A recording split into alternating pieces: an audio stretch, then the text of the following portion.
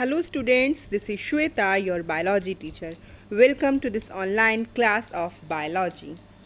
In last lecture, even in audio lecture, we studied the natural resource air. हमने air के बारे में discuss किया और एयर पॉल्यूशन के बारे में डिस्कस किया.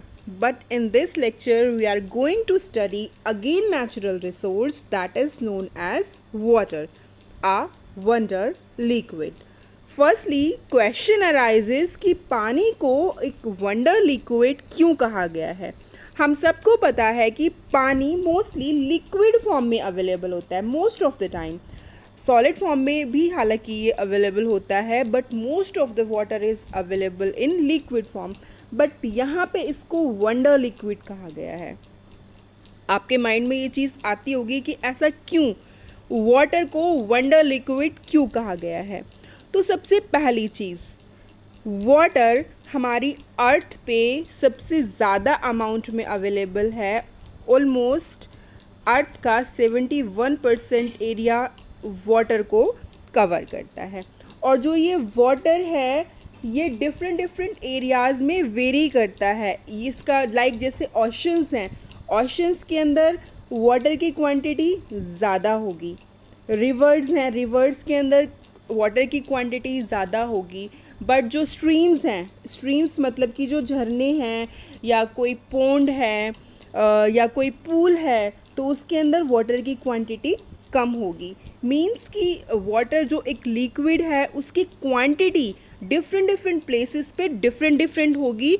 इसी के साथ साथ क्वांटिटी अलग अलग होने के साथ साथ लाइक इसका जो टेस्ट है, इसका टेस्ट भी डिफरेंट होगा. लाइक जो ओशन का वाटर है, ओशन का वाटर सॉल्टी होगा. इसको मेराइन वाटर भी बोलते हैं. We would not like to drink this kind of water, right. And जो स्ट्रीम्स का वाटर होता है, जो रिवर्स का वाटर होता है, ये वाटर कैसा होता है, ये वाटर माना जाता है फ्रेश वाटर.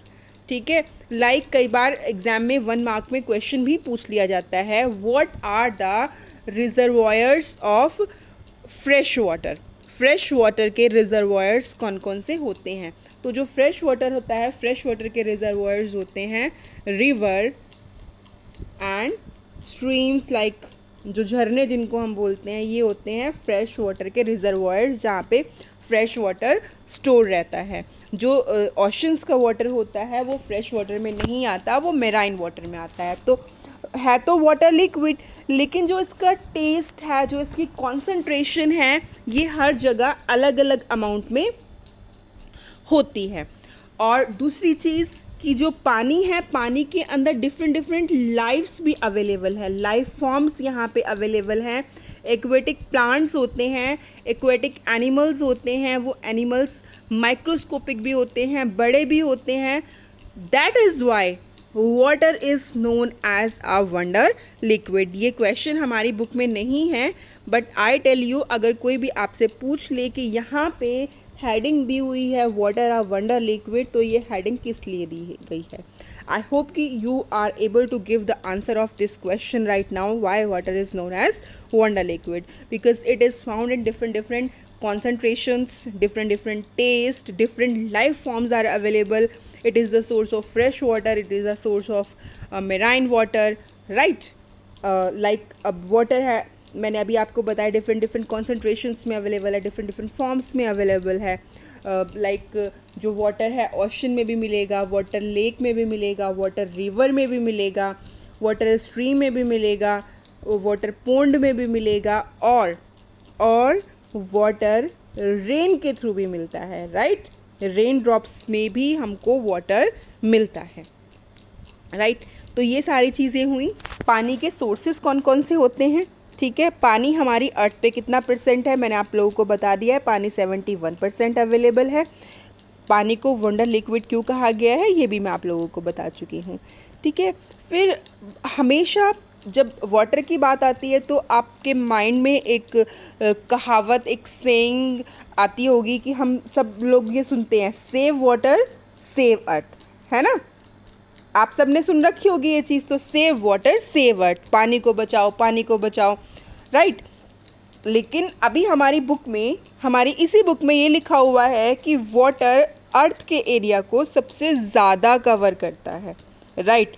फिर भी हम ये बात बोल रहे हैं कि पानी 71% अवेलेबल है, लेकिन पानी बचाओ, पानी बचाओ, नहीं तो हम ख़त्म हो जाएंगे, राइट। तो ऐसा इसलिए बोला जाता है कि जो पानी पीने वाला है, राइट, वो सिर्फ 2.5% अवेलेबल है। बाकी का सारा वाटर या तो सॉलिड फॉर्म में है, राइट, या फिर मेराइन वाटर है, या दूसरी फॉर्म्स हैं। बट जिस वाटर को हम पी सकते हैं वो सिर्फ 2.5% ही अवेलेबल है। मीन्स कि it is very very less quantity. That is why it is said कि पानी बचाओ, सेव वाटर, पानी बहुत कीमती है, पानी की एक एक बूंद प्रीशियस है, right. I think now you understood why water is known as wonder liquid and why it is known as save water, right? Now we will study कि water हमारे लिए किस लिए ज़रूरी है, what is the necessity of water।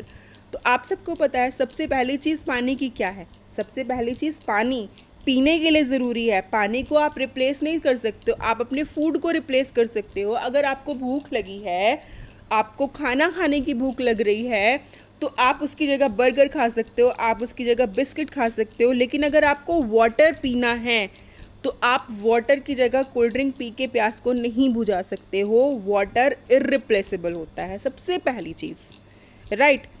दूसरी चीज़ जो water है, वाटर हमारी नीड को मेंटेन करने के लिए ज़रूरी होता है, हमें ज़िंदा रखने के लिए ज़रूरी होता है, क्योंकि हमारी बहुत सारी सेलुलर एक्टिविटीज़ जो होती हैं वो वाटर लेवल पे ही होती हैं। मींस कि जो हमारी सेल होती है, सेल के अंदर कुछ भी ट्रांसपोर्ट करने का काम है। मैंने आपको फंडामेंटल यूनिट ऑफ लाइफ के अंदर सेल टॉपिक पढ़ाया है। तो सेल के अंदर बहुत सारे ऑर्गेनल्स होते हैं, ट्रांसपोर्टेशन भी सेल के अंदर होता है। तो ये सारा वर्क किसके थ्रू होता है? ये सारा वर्क होता है वाटर के थ्रू, राइट। वाटर पीने के काम आता है। वाटर हमारी सेलुलर एक्टिविटीज़ को, सेलुलर प्रोसेसेस को मेंटेन करने के लिए ज़रूरी होता है। वाटर हाउस होल्ड वर्क के लिए ज़रूरी होता है। मींस कि घरों में जो हम काम करते हैं उन सब काम के लिए भी वाटर की ज़रूरत होती है, like washing of clothes, cooking the food, right. Then water plants के लिए भी बहुत ज़रूरी होता है। प्लांट के सर्वाइवल के लिए लैंड पे वाटर बहुत ज़्यादा ज़रूरी होता है। अगर प्लांट्स को वाटर नहीं मिलेगा तो क्या होगा? प्लांट्स अपना खाना नहीं बना पाएंगे, क्योंकि फोटोसिंथेसिस जो प्रोसेस होती है, प्लांट्स जिसके थ्रू अपना खाना बनाते हैं, उस प्रोसेस में जो रॉ मटेरियल है वो CO2 भी है, और वो वाटर भी है, और वो सनलाइट भी है। 3 रॉ मटेरियल है। तो अगर 3 रॉ मटेरियल में से एक रॉ मटेरियल नहीं होगा तो प्लांट अपना खाना नहीं बना पाएंगे, और प्लांट अगर अपना खाना नहीं बना पाएंगे तो प्लांट सर्वाइव नहीं कर पाएंगे, और अगर प्लांट सर्वाइव नहीं कर पाए तो ह्यूमन बीइंग को ऑक्सीजन कैसे मिलेगी? और अगर ह्यूमन बीइंग को ऑक्सीजन नहीं मिली तो we will finish, each and everything will be finished on earth. तो वाटर इज़ वंडर लिक्विड। पानी सबके लिए बहुत बहुत ज़्यादा ज़रूरी है। वाटर अ वंडर लिक्विड के बाद हमारा यहीं पे टॉपिक कंटिन्यू रहेगा अभी, that is water pollution. Water pollution is just like the air pollution. Pollution की डेफिनेशन हम ऑलरेडी क्लियर कर चुके हैं अपने ऑडियो लेक्चर के थ्रू। पॉल्यूशन होता है अनवांटेड चेंज, ठीक है, एक ऐसा चेंज जो कि हम नहीं चाह रहे हैं, अनडिज़ायरेबल चेंज। तो वाटर के अंदर जो अनवांटेड चेंजेस होते हैं, ऐसे चेंजेस जो हम नहीं चाह रहे हैं, उनको बोलते हैं वाटर पॉल्यूशन। वाटर के साथ जब बहुत सारे फॉरेन पार्टिकल्स मिक्स हो जाते हैं, that is known as water pollution.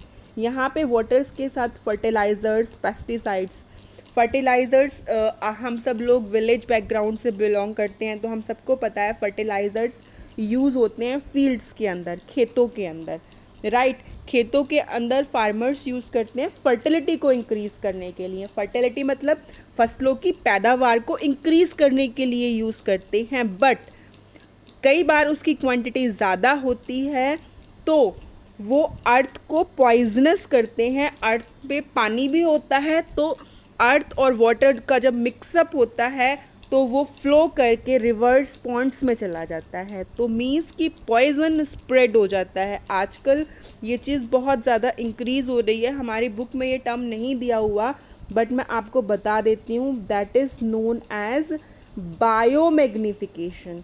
मैं आपको बता देती हूँ, आजकल ये बहुत ज़्यादा हो भी रहा है। क्या हो रहा है कि जो फार्मर्स हैं बहुत ज़्यादा फर्टिलाइज़र्स और पेस्टिसाइड्स यूज़ करते हैं, क्योंकि ये सारी चीज़ें होती हैं पॉइजनस। जब ये ज़्यादा क्वांटिटी में यूज़ होती हैं तो जो केमिकल है, जो पॉइजन है, वो फ्रूट्स के अंदर, वो फसलों के अंदर, पानी के अंदर एंटर कर जाता है। और इन पॉइजन की एक क्वालिटी होती है, जैसे जैसे लेवल इंक्रीज़ होता है इनकी क्वांटिटी इंक्रीज़ हो जाती है। लाइक कि अगर क्रॉप के अंदर इनकी क्वांटिटी 0.5 है, तो ह्यूमन बीइंग के अंदर आती आती इसकी क्वांटिटी 25 पार्ट्स पर मिलियन हो जाएगी। This is just an example. Means कि जो क्वांटिटी होती है इनकी एक लेवल से दूसरे लेवल पे इंक्रीज़ हो जाती है। तो that is most dangerous thing to all of us, to all the human being, to all the living world, क्योंकि इसके बहुत सारे नुकसान भी हैं। मॉर्टेलिटी रेट जो है बर्ड्स का इसी वजह से इंक्रीज़ भी हो रहा है, राइट। बट ये सारी चीज़ अभी आपके सिलेबस का पार्ट नहीं थी। I have told you just for your knowledge, right. यहाँ पे हम वाटर पॉल्यूशन पढ़ रहे हैं। वाटर पॉल्यूशन बहुत सारी चीज़ों से होता है, लाइक हमारे घरों का जो गंदा पानी होता है वो सब बड़ी बड़ी जो रिवर्स होती हैं, लेक्स होती हैं, उनमें मिल जाता है। और जो इंडस्ट्रीज़ होती हैं, इंडस्ट्रीज़ का भी जो वाटर होता है वो सारा लेक्स में मिल जाता है। और मिलने के बाद क्या होता है, इसके टेम्परेचर पर भी, रिवर के टेम्परेचर पर भी इस चीज़ का असर पड़ता है। जितने भी हमारे फ्रेश वाटर के रिजर्वायर्स होते हैं, इनके टेम्परेचर पे, इनके अंदर जो लाइफ सर्वाइव कर रही है, उन सब पे इसका फ़र्क पड़ता है। वो फ़र्क किस तरीके से पड़ता है वो हम यहाँ पे देखते हैं कि जो पानी है, जो मैंने अभी आपको थोड़ी देर पहले बताया था, पानी पे फर्टिलाइज़र्स और पेस्टिसाइड्स यूज़ हो रहे हैं। पेस्टिसाइड्स जो पेस्ट को मारते हैं। पेस्ट क्या होते हैं? अनवांटेड जो कीट पतंगे, जिनको हम कह सकते हैं अनवांटेड एनिमल्स जो होते हैं, खेतों में जो नुकसान पहुंचाते हैं, जो बीमारी कॉज करते हैं, उनको बोलते हैं पेस्ट। और साइड, उनको मारने वाले, मतलब कीट पतंगों को मारने वाले जो केमिकल होते हैं उनको पेस्टिसाइड्स बोलते हैं। पेस्टिसाइड्स और फर्टिलाइज़र्स जब यूज़ हो रहे हैं तो वो जो लैंड है उसको पॉइजनस बना रहे हैं, राइट। जैसे कि मरकरी हो गया। और ये चीज़ें क्या होती हैं, ये चीज़ें बॉडी के अंदर डाइजेस्ट नहीं होती। अगर हमारी बॉडी के अंदर कोई चीज़ डाइजेस्ट हो जाए कोई इशू नहीं है, ये चीज़ हमारी बॉडी के अंदर डाइजेस्ट नहीं होती, एक्यूमुलेट करती हैं, मतलब ऐसे ही ये चीज़ें सर्वाइव करती हैं। तो जब ये पानी है, इस तरह का गंदा पानी, पॉइजनस वाटर मिलता है फ्रेश वाटर रिजर्वायर्स के साथ, तो बहुत सारे माइक्रो ऑर्गेनिजम्स उसके अंदर कॉज करता है, बहुत सारी बीमारियां कॉज करता है, उल्टी, दस्त, लाइक। उसके बाद जब पानी है इस तरह का गंदा पानी जब फ्रेश वाटर रिजर्वायर्स में जाता है तो वहाँ के डिज़ोल्व्ड ऑक्सीजन को कम कर देता है। जब डिज़ोल्व्ड ऑक्सीजन कम होगी तो वहाँ पे जो एनिमल्स हैं उनको ऑक्सीजन कम अमाउंट में मिलेगी और they will lead to death, उनकी डेथ भी हो सकती है, क्योंकि अगर ऑक्सीजन नहीं मिलेगी किसी पर्टिकुलर ऑर्गेनिज्म को तो उसकी डेथ हो जाएगी। और पानी के अंदर तो वैसे ही डिज़ोल्व्ड अमाउंट होती है। डिज़ोल्व्ड अमाउंट मतलब वहाँ पे ऑक्सीजन जो होती है वाटर के अंदर वाटर के साथ मिक्सअप होती है, फ्री फॉर्म में अवेलेबल नहीं होती। जैसे एटमॉस्फेयर में ऑक्सीजन की क्वांटिटी जो होती है फ्री फॉर्म में अवेलेबल होती है, मोर क्वांटिटी होती है, लेकिन वाटर के अंदर ऐसा नहीं है। वाटर के अंदर मिक्सअप है, इट्स व्हाट, इट्स H2O, तो इट्स अ मिक्स्ड। तो पानी के अंदर तो वैसे ही ऑक्सीजन की क्वांटिटी कम है, पॉइजन सब्सटेंसेस मिलने के बाद वो क्वांटिटी और डिक्रीज हो जाती है, तो it will lead to the death of aquatic organisms, like. फिर उसके बाद लास्ट पॉइंट है कि जो एक्वाटिक टेम्परेचर है, जो पानी का टेम्परेचर है, जैसे बहुत सारे वो इंडस्ट्रीज़ हैं, इंडस्ट्रीज़ का जो गंदा पानी है, वो जो पानी होता है थोड़ा वार्म्थ होता है, उसका टेम्परेचर ज़्यादा होता है। जब वो पानी वाटर बॉडीज़ के साथ मिक्सअप होता है तो उसके टेम्परेचर को सडन इंक्रीज़ कर देता है, और टेम्परेचर इंक्रीज़ होने की वजह से जो पानी में रहने वाले ऑर्गेनिजम्स हैं वो ब्रीड नहीं कर पाते, फर्टिलाइज़ नहीं कर पाते, उनकी जनरेशन्स आगे नहीं बढ़ पाती, तो उनकी जनरेशन्स वहीं पे ख़त्म हो जाती हैं। और भी पानी के बहुत सारे नुकसान हैं। अगर हम माइक्रो ऑर्गेनिजम्स वाला वाटर पियेंगे we will suffer from a lot of disease. आजकल ऐसा टाइम चल भी रहा है, राइट।